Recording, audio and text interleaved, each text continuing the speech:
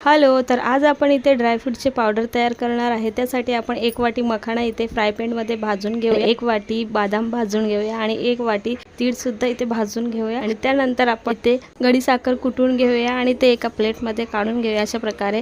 आणि सगळे भाजलेले ड्रायफ्रूट्स आपल्याला परत वाटीमध्ये थंडे करून काढून घ्यायचे आहे आणि थंडे झाल्यानंतर आपल्याला मिक्सरच्या जार मध्ये टाकून व्यवस्थित बारीक करून घ्यायचे आहे आणि त्याचे पावडर तयार करून घ्यायचे आहे। त्याचे पावडर झाल्यानंतर आपल्याला ते ग्लास मध्ये 1 किंवा 2 चमचा आपल्या आवडीनुसार आपण रोज ते 1 ग्लास दुधामध्ये टाकून घेऊ शकतो सकाळी। आणि अशा प्रकारे आपल्या शरीराला खूपच फायदा होतो या पावडरचा आणि आपले हाडही मजबूत होतात आणि याने भरपूर प्रमाणात याच्यामध्ये कॅल्शियम असते आणि बऱ्याचशा फायदेमंद याच्यामध्ये आपल्याला आवश्यक असणाऱ्या भरपूर पोषक तत्व सुद्धा असतात। आजची ही रेसिपी तुम्हाला आवडली असेल तर चॅनलला लाईक शेअर सबस्क्राइब करायला विसरू नका। चला तर मग पुन्हा भेटूया, बाय।